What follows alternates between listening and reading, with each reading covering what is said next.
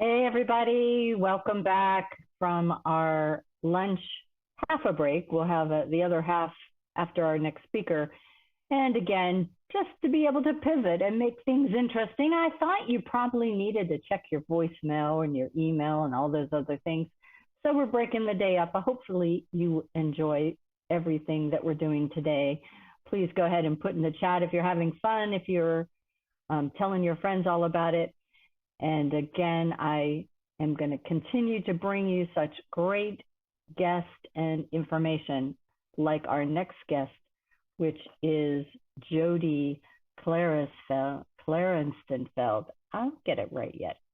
And let me just tell you a little bit about Jodi before we bring her on. So she is the founder of Flourish.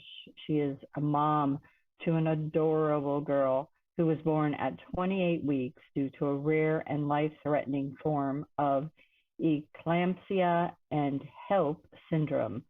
And after her daughter's early birth, she quickly discovered that preemie parents aren't always given support they need. She then created Flourish, a platform offering NICU, NIC parent, education, empowerment, support, and resources to help families navigate this beautiful and challenging journey. Please join me in welcoming my guest, Jodi Klaristenfeld. You said that almost perfectly. Klaristenfeld? Is that it? Klaristenfeld. It's Yes. it's tricky. It's okay. It looks scary, but it's pronounced exactly as it's spelled. So Okay. almost 100% of the time people get it wrong. So it's Yeah. all good. I can appreciate with my name too, they never get it right. When I was my maiden name was 4 letters and people used to mess that up too. So there you go. Same with me. I had a 4-letter last name too, and it was Sage. Who could get that wrong? But they got it wrong all the time. Well, thank you so much for having me here today.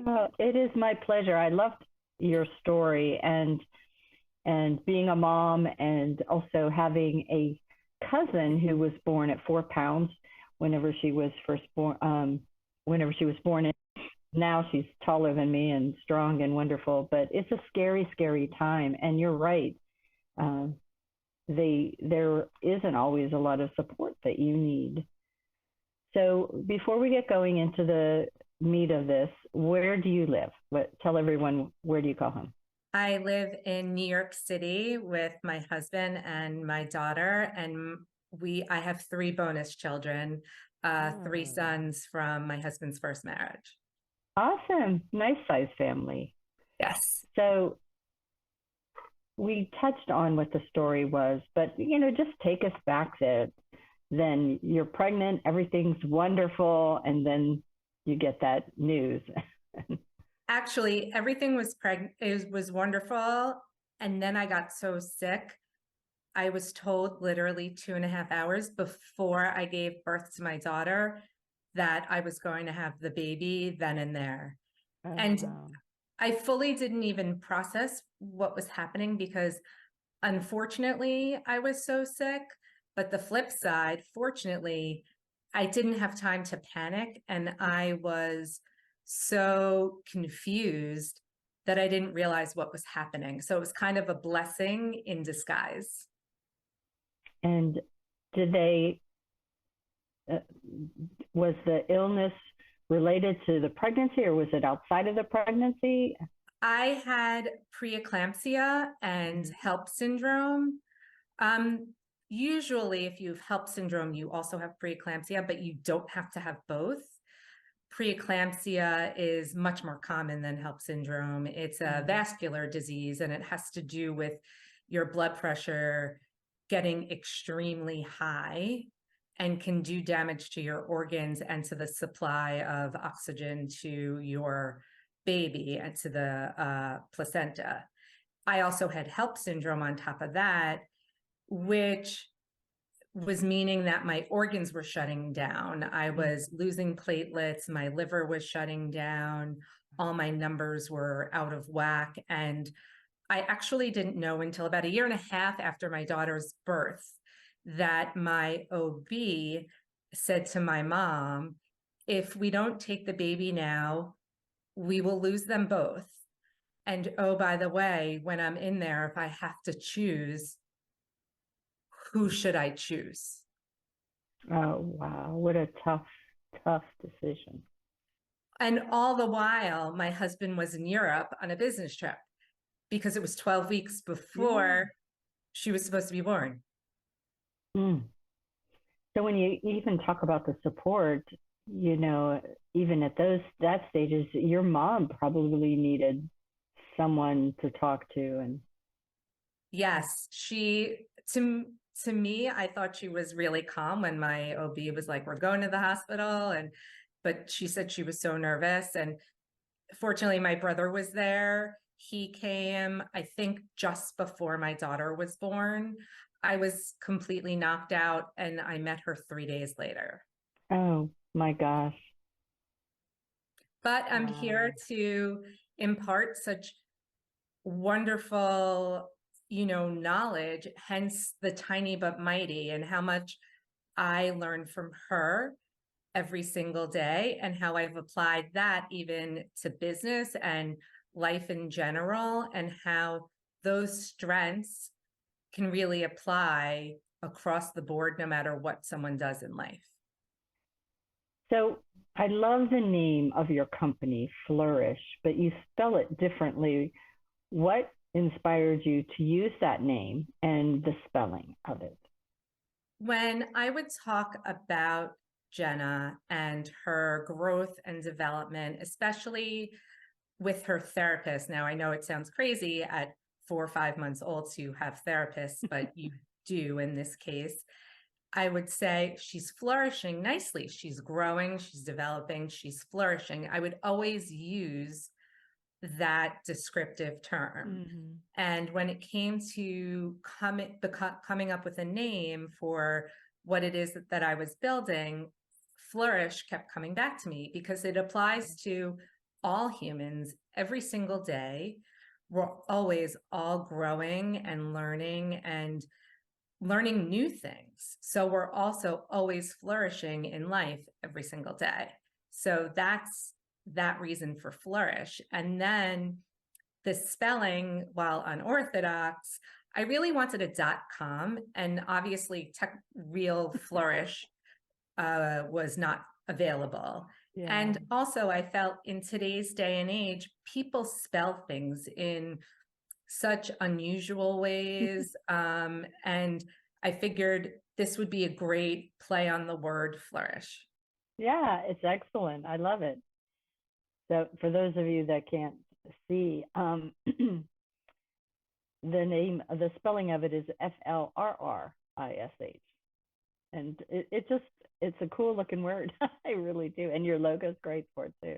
Oh, thank you. And if you actually flip the R to the S around, it's a mother who's supposed to be pregnant with a dot outside the I, Oh, and that's supposed to be the baby. oh. So everybody has to go to her website to check that out. It was very methodical, again, with sending that message. It was very, very intentional. And it was also, again, to show that we're all always growing and learning something new every day.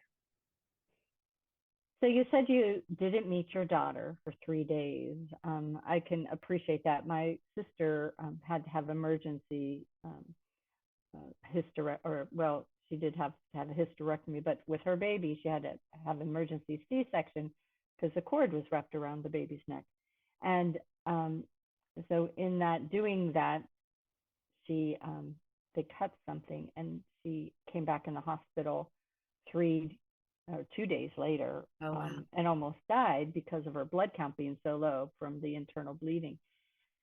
So for 2 weeks, she was in the hospital and didn't see her baby. Her baby was home with me, and I'm taking care of this newborn, feeling my heart break because I know how it felt for me to have that baby on my chest each day. And So I want to know, for you, you have this teeny tiny thing. You got to meet her at 3 days, but when did you actually get to take her home? I got to take her home 77 days after she was born, which was 3 days before her due date. And I have to say, as excited as I was equally, if not more, terrified. Oh my goodness. So whenever you get home, and is your husband back from his trip by then?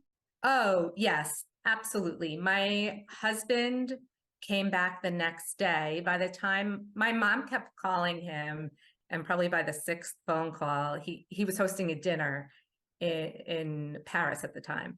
And when my mom finally got a hold of him, it was too late for him to come back. Jenna had just been born, and by then it was like almost 10 o'clock in Paris. So there were no flights back. So he came back the first thing in the morning, and he ended up meeting our daughter before I did. Wow.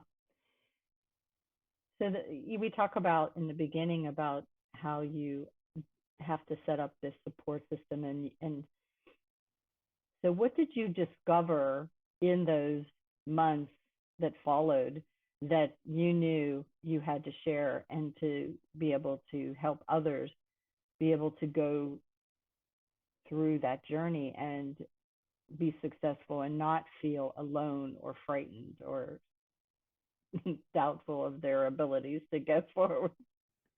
You know, I really felt and still feel strongly that we're such a large population that's kind of left to figure things out for ourselves. And it's very unfortunate because parents of all kinds need resources. Yeah. And parents of preterm babies, their journey into parenthood and their growth and development trajectories are so different. And you're afraid to talk about it with friends or colleagues because most people cannot relate. They don't fully understand what it is that you're going through. So hence a lot more of the isolation. And you're just scared because your child is still so little and so fragile. And in that, in doing a little bit of research and figuring out how prevalent prematurity is, which amounts to around 380,000 births a year, which is 10.5% of births in this country, I knew that my husband and I could not be the only ones who felt like we were in the deep ends of the ocean without a lifeboat and without life preservers. Yeah. And I knew I had to somehow, some way, help others on their journey so that they didn't feel what we felt and sometimes still do feel, right? Because we're all always evolving. I felt like my daughter was born this way so that I could help others and pay it forward in some way. So what kind of support typically do you give to these new moms and dads? Flourish offers a whole bunch of things, but primarily we do one-on-one coaching or group coaching. And it really depends upon the parent as to whether they want individual support or group support. And in that group support, we try to lump people together by gestation and age of their children so that they're going through the same situations or growth and development issues at the same time. We also offer audio stories. It's called Preemie Parent Journeys. They're little 3 to 5 minute stories of positivity and hope and just giving parents a situation where other people go through or have been through a similar situation. When we were in the NICU, I didn't know anyone else, neither did my husband, who had traveled a similar road. And I just wanted to hear a story of success. I wanted to hear someone who made it through to the other side and that their child was thriving. And I didn't know where to find that. So that was the reasoning for those stories. And then lastly, I offer resources where parents can go state by state, county by county, where they can get help for their kids. As I mentioned earlier, Jenna got OT, PT, and speech when she was first born, starting from when she was 5 months old. And all of those services, while some of them could be government funded, it takes a while to get all of the paperwork and all the machinations in place to get the free help. So in addition to that, I have a guide where people can go and they can maybe pay through insurance or get private help for their child, or also if they feel their child needs something and the state is not willing to give it to them, that's not to say the parent can't go and get help for their children anyway. Excellent. So whenever you talk about how it was with the preemie and parents of that, but we have parents that, as I said, like my sister's daughter was, my sister couldn't take care of her, so she needed that kind of support. You have people that just need the community. They have twins or triplets or something. And how important is the community for anyone in these kind of situations that they just don't know? I think community is incredibly important. It goes back to that piece of not knowing anyone else going through a similar situation, and also not being able to relate to people that 10% is a large number, but it's also small when you think about the general population. So chances are your friends or family have not had a premature birth. And that sense of community, that sense of an understanding without fully having to explain why it is that you're feeling what you're feeling, or explaining that you're feeling so happy because a major milestone happened, even going from a micro preemie diaper to a preemie diaper, which is a huge milestone, yet being so angry at everything that's going on at the same time. Many people would sit and say, but your baby is alive. Your baby is growing. And that is true, but that doesn't take away from your mourning what the typical birth process should have been. And it doesn't take away from all those things that you really are feeling in that moment. And it kind of minimizes it when someone says something like that. Yet when you meet another preemie parent, it's almost like when you go to war and, and veterans come back, all the veterans have to say to each other is, I'm a vet. And they're like, I get it. I have your back.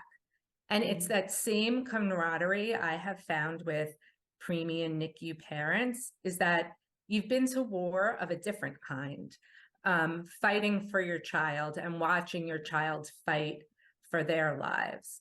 And you cannot fully explain that to someone who hasn't been through it, yet the person who you're talking to who's been through it, you're immediately best friends. Wow. So what would one or two things that you would want to impress, because there's some people in the audience and they don't have any kids even, but they're business owners. They go through challenges. They, in a way, they're, and again, not the same, but in a way, their business is their baby. And so they do feel that challenges of being alone, of not knowing what's going on, of not knowing what to do with this new little thing that they have that they want to grow, but they don't know how to grow it. How can we take some of the lessons that you've learned as a mom in this situation, and how can that help us as leaders, as entrepreneurs? I want to first say that I'm the daughter of entrepreneurs. So I full on know about all of those things. I often call my parents' business their third child. I have an older brother, and I call the business like their third child. So I can totally relate to that and understand that. And you have to nurture and kind of help along growth and development of your business, just the way you have to help nurture and love and support a child. While, the circumstances themselves are quite different, the skill set required is very much the same. And I actually even compare it to being a professional athlete as well, because you have to have what I call the might system. You have to have mental toughness. It's a marathon, not a sprint, is I. G is grit and gumption. H is high pressure situations. And T is tactical skills and tenacity. These are all skills that translate equally in the boardroom, the playing field, whether you're in the NICU, learning to focus, learning to pivot, learning to be flexible, but not so flexible that you change what your business mission is. And in that, I mean, being able to maybe go pivot in how you actually go about your business, not what the business itself is. And realize too, just like my daughter, having been in the NICU for 77 days, our journey didn't end there. I would argue it just began once she came home, and we're still in it. And hence, life is a marathon, not a sprint. Similarly, in a business, when you're looking for longevity and when you're looking to have something grow, and so that maybe you could even pass down to your children or other relatives and have it last long to be almost like a legacy, it follows that it's a marathon and not a sprint. And you always have to be learning from other people, asking for help, and also making decisions that maybe have to change if something isn't working, even if you necessarily don't want to. And lastly, I would also say sometimes you just have to surrender to the process. And in the NICU, right, it was more about I had to let go of control over what I wanted to control, because my daughter just needed time to eat, sleep, grow, and develop. And the same thing is said for business. In today's day and age, we're so focused on instant gratification. We're constantly looking at our phones. We're looking on Instagram or social media, and there's news 24/7 or we're getting emails at all hours of the day and night, that we have grown accustomed to wanting what we want in the moment that we want it. But growing a business and one that's long lasting is methodical, and it takes time. I even deal with that myself. I would love to have more conversions and things like that, but at the same time, I know that it's healthy and better for Flourish and for myself for it to take time to grow methodically, so that you can help grow and learn what else it needs as your business grows. So one of the things that I love is that feeling of resilience. But what did it do to your marriage through this? How does this little thing that needs everything from the two of you, how did that help you and stretch you? I want to first say I have the best husbands in the whole world. He's my rock, and he's a huge supporter. He didn't have to do this again with me. He had 3 boys, and I feel so lucky that he wanted to do it all over again with me. And he has always been a calming voice for me. But in truth, there were times where it was really, really hard on us both, but we had to rely upon our strength of communication and really being there for each other. And that meant often I had to pull information out of him as a dad. And as I think most men don't like to show emotion, or, you know, they feel that it's a sign of weakness, or it's not like machismo type of thing. But in this situation, you know, you're constantly depleted of your energy. And also, my husband didn't want to pile on top of me because I was healing from a C-section, healing hormonally. My blood pressure, I was taking medication to help me with that. And I was also still so confused. I'm pumping. There were so many other outside factors. And I had to really pull that out of him as to what he was feeling. And I think it can go one of two ways. It could either make you as a couple stronger, or it could pull you apart. And unfortunately, the incidences of divorce or couples separating is very high in situations such as this. Yeah. I'm one of the lucky ones in that my husband and I have always had a great communication between the two of us. And that really helped us that much. So, what do you wish for your daughter? Let's go 20, no, let's just go 15 years from now. And you're sitting on the bed together, chatting about, Mommy, tell me about when I was little. What are the things that you think are important to impart upon her as a young woman who will shortly, in a few years, be going out on her own, that will help to grow her confidence and know that she is or was tiny but mighty? I tell her every day how amazingly strong and resilient she is. And she's so little, she doesn't necessarily understand that. But in that, I hope she understands, and I will further extrapolate on that, in that she has already had to fight so hard since day one.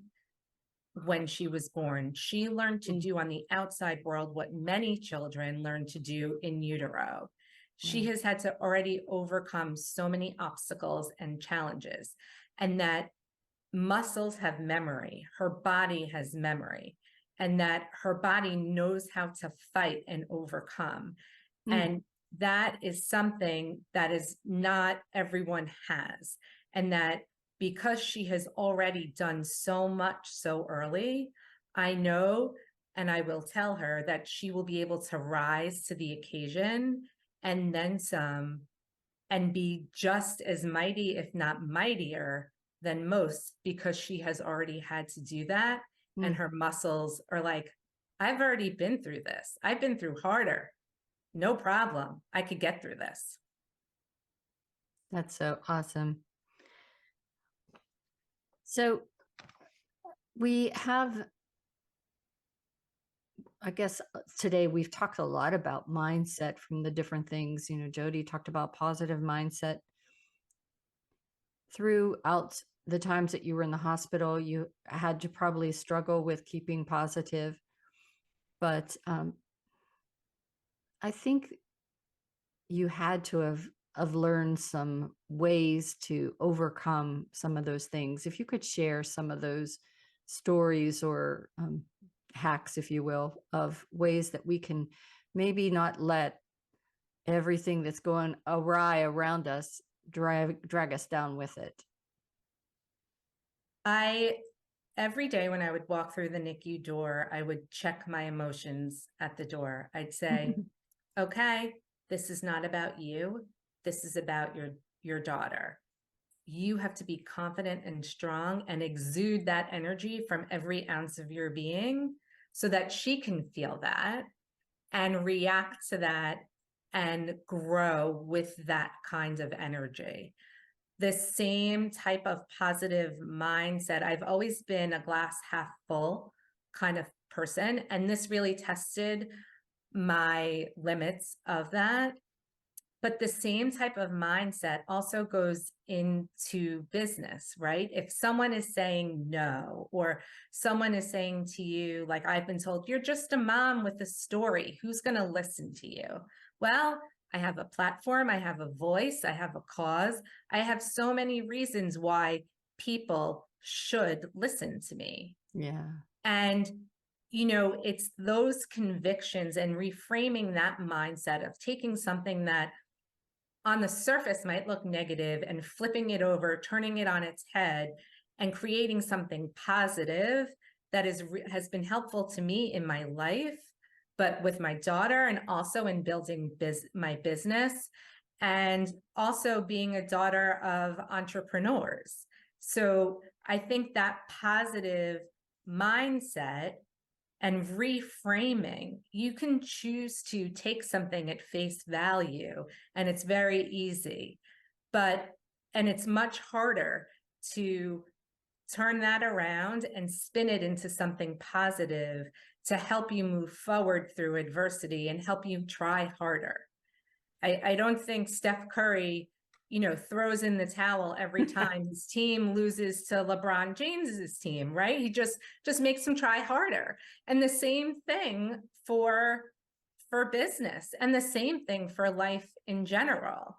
That's where that grit and gumption and determination and all comes in. And you have to definitely use those tactical skills that are in here, that are in your mind, to help you pivot and move forward. Oh my goodness. So you talk about the things that you say to yourself every day, the mantras that you have. And I know I like to have a daily mantra. What are just a few? I know your gift, you're going to give us some 10 of them, but just what are one or two mantras that maybe we could use every day to help us have a good day? I usually default to that famous Rocky quote. I don't know why. I'm not a fan of boxing, and I don't believe in the sport. I think it's crazy, people hitting each other, but his message of nothing is going to hit as hard as life, and how you can get back up, how much fight is in you so that you can get back up, and what you do with that is so important. And that pervades in every aspect of life, always and every single day. That is definitely my default. And I also say to myself, you are just stronger than you know. You really are stronger than you know. I don't think we give ourselves enough credit for what we have inside of us. I think if we all just dug a little deeper and we're able to glean and harness that energy and turn it into something positive. Just because someone says something and doesn't necessarily believe in you, go ahead and prove them wrong. That's the best thing that you can do. And keep knocking on those doors, because eventually someone will say yes. And as you were saying that and telling your story, a lot of times I'll have people on my podcast and we talk about, self-care and giving that mass to your children. And we forget about it, that we need it for ourselves. And so especially when you're overwhelmed and lacking sleep and all those things, and that's what you need. Your body is telling you that's what you need, but you have this small thing to take care of, and you have your husband and sons and things. And how do you put yourself first? Self-care is not selfish. Yeah. I know so many people think that it is, and it's very hard to get out of that mindset. But my grandfather always said to me, you've got to fuel your tank first. And if you're running on empty, you don't have anything to give to anyone else. And so whatever is going to fill your tank is so important. It looks different for everyone. It could be going for a walk, getting your nails done with a friend, going for a cup of coffee, having a date night with your husband, whatever it is, you need to do that for yourself, for your relationships, because then once you have a full cup, then you can use that and channel all that energy into everything else and help you with confidence move forward in business and in life. That's right. You got to have that full cup. You cannot make it. And it will always catch up with you. It will always catch up with you. So through these experiences, I always ask people that have had these life-changing experiences when the book is coming out.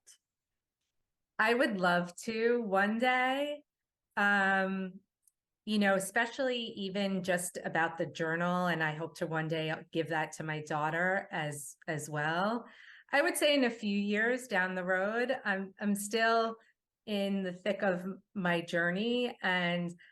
But I truly believe, right, in making lemonade out of a situation. And the best thing you can do is help then spread that to other people when they have a similar situation so that they don't feel so alone and so unsupported. So one day the book will come out and I would be happy to share it with you. But not yet, to be continued. Well, I love the way that you said that, you know, that you're still writing your book. That it is still in the process, although it could be a multi-series. Yes. And the more podcasts that you do, you just keep on asking for transcripts and then it will write itself. You will be surprised. The thing that I want to impress upon everybody is that the journey that she talks about, again, is not just limited to those that have the preemies or special needs kids or whatnot. Everybody needs support system. People are afraid to ask for support sometimes. How do you get through to those people that you see need you, or others see that they need you, but they're too proud or too tired to ask? I say that asking for help is a sign of strength. Most people perceive it as a sign of weakness. To me, it's a sign of strength. It's acknowledging that you just can't do it all.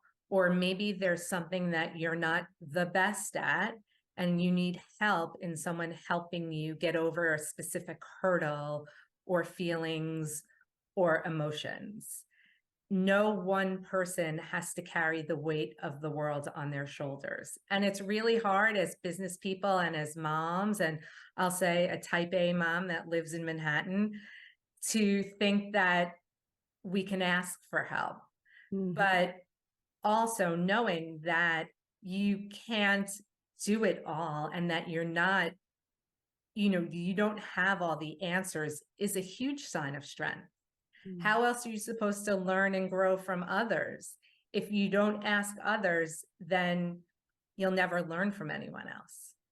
And I think you take it even a step further, that when you don't ask for help, you're teaching your daughter to not ask for help. And those around, you know, her schoolmates, her friends that come over to play, all of those folks need to have you as that example, because then they will become an example for their friends and make this world a little better place, I think. You're absolutely right. And that goes for any type of behavior as well, whether it's cheering someone on and then she cheers her friends on in the playground, but also asking for help. Absolutely. Because when you model healthy behaviors for children, they are such sponges, especially at this age, and they're absorbing and taking in everything. And they'll also always learn to seek out help when they do need it or are particularly challenged. And the same thing is in business, right? It's about delegating. It's about knowing that I might be great at task A, but I can't do task B, and my time is better spent not even trying. So I'm going to get help in that task to free up for me to focus more time on what I am good at. And that, again, gives you confidence in the skill set that you have, but also in the skill set that you don't have, that it's necessary to get that help. So you have 3 boys. Well, they're my stepsons, but yes. They're your boys. They're yours. What lessons do you think they have learned in this journey that you have taken with him? You know what? I love how much they love family. I knew they were all family oriented people, and they had that strong sense of family from their mom and their dad, and that they've all had a strong work ethic. And again, that comes from both of their parents. And to see that come out in ways how they are with my daughter is absolutely amazing. And yes, they treat her like the little princess that she is, but also too, the amount of love they give her and she also gives them. She is so in love with them. It's amazing. It's really, really nice to watch. And it goes back to creating that support system and that supportive environment. The more the merrier. And if the world could only just learn that, right, and figure out that it's about, we're all on the same team. We might disagree with how to get to a certain answer, but we all want the same things. And the same is true for family, and the same is true for business. We want everyone to be successful in whatever it is that they're doing. And if you have that, if you have your village and your support system, then that's half the battle. And I think it's really important, as you may know, I work with kids a lot, and middle school, high school, boys and girls. But I think it's sometimes important that the men see how a woman can be strong but soft, and that a man can also be that way. And I think it just changes their perspective. And to me, that's another way to make the world a better place. Yes, because there are other answers and solutions to problems than just using brute force, and however you want to define that.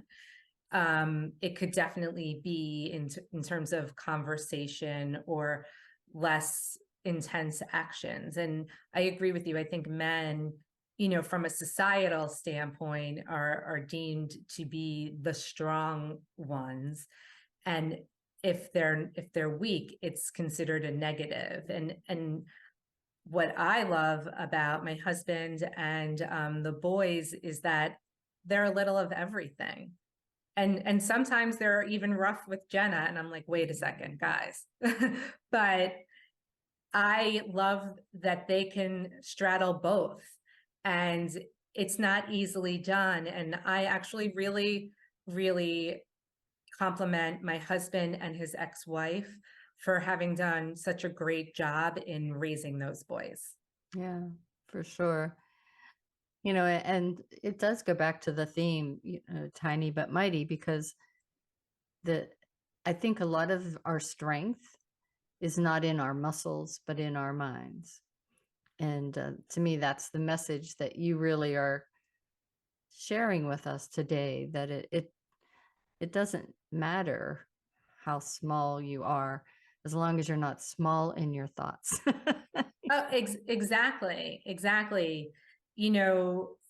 That is so true, right? It doesn't matter from a physical standpoint. It's all what's in here. This is the most important organ or in your body, right? Because it's what feeds the rest of you. And what you do with it and how you choose to fill it is so important. And if you always are taking in information and learning different points of view, it makes you a better person, a better empath. It makes you better in decision making and any of those might skills as well. You know, you really just have to be an open person and open to suggestion and understanding that, you know, you might be tiny in terms of maybe one person in the world, but in the aggregate, you're mighty with what you have to say and your voice and your message. Yeah. So many good things wrapped in that. I think that one of the areas that will be in your book, I'm sure, is what kind of woman your daughter turns out to be. And I think that message of tiny but mighty always needs to be played in her heart.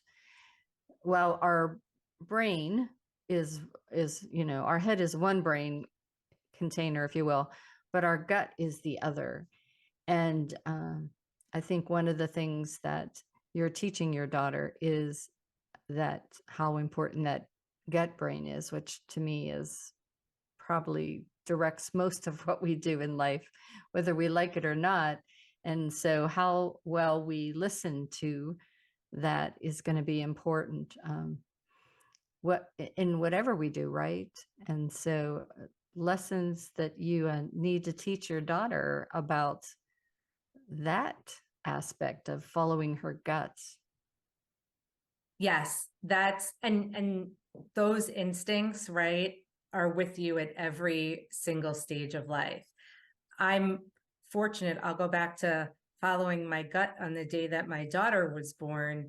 I didn't feel well for 4 days. And the last thing, the straw that broke the camel's back, was when I started to see double. And I was like, okay, something is not right here. I relied upon my gut to say, this is not normal. I went to the doctor. And then thankfully, you know, I did when I did, because my doctor said we would have not made it through the night. That's how sick I was. And that same instinct carries through every part of my life. And I also say that to my daughter as well, right? If something doesn't feel right or look right, get help, ask someone, try and find out, and get more knowledge to make a decision. Because as much as, you know, I rely upon my gut too, I don't have the answers to everything. So you need to also be informed about what you don't know, because you only know what you know. Yeah.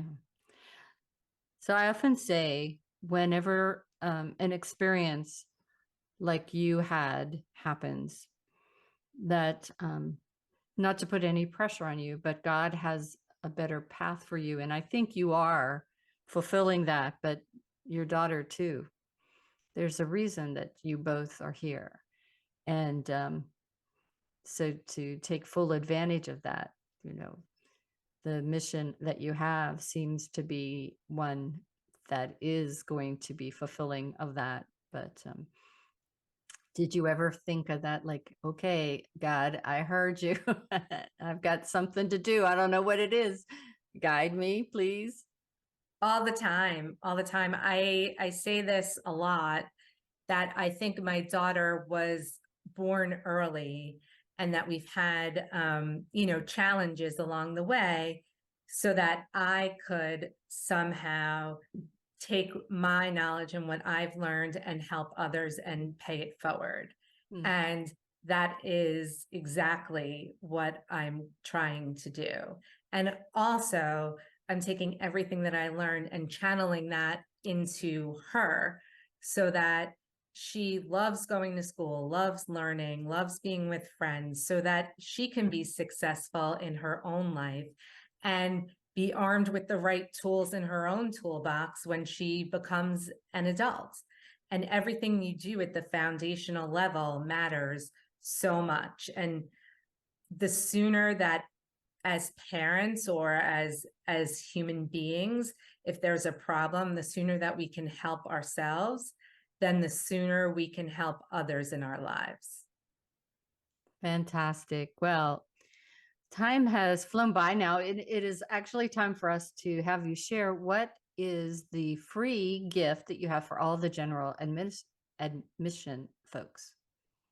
I have a downloadable PDF of 10 positive mindset mantras that have helped me in my life and in growing my business. You know, we've talked a lot about mindset today, and that is something that is hugely important to me. And I think if you have a positive outlook and a positive mindset, that confidence pervades in every aspect of your life. And again, if we can help ourselves in any way to feel positive and to move forward and put one foot in front of the other every day, that's most important. Then you've done your work for the day. It's something like when you wake up in the morning, it's kind of what I do. I recite mantras, I meditate, and I'm just so thankful for life. And I try to exude that positivity to others, whether it be in the form of just talking and chatting or being empathetic to their situation, but also reiterating all those positive influences that I have had in my life. Oh, so good. And for those that choose to VIP, and I will let you guys know, anyone that tried to VIP, I extended back out to 645 that you can still get your VIP upgrade. So if you haven't done so and you want to, please go ahead and go out to the VIP. We'll put that link in again for you to be able to take advantage of getting the recording of this wonderful chat that we've had with Jodi, as well as all the speakers today. What do you want to give our VIP folks? I would welcome the opportunity to one-on-one chat with anyone, whether it be about their business or their life. Again, just to be an outside voice and a sounding board. I think sometimes when you look outside your inner circle, you get fresh perspective on things.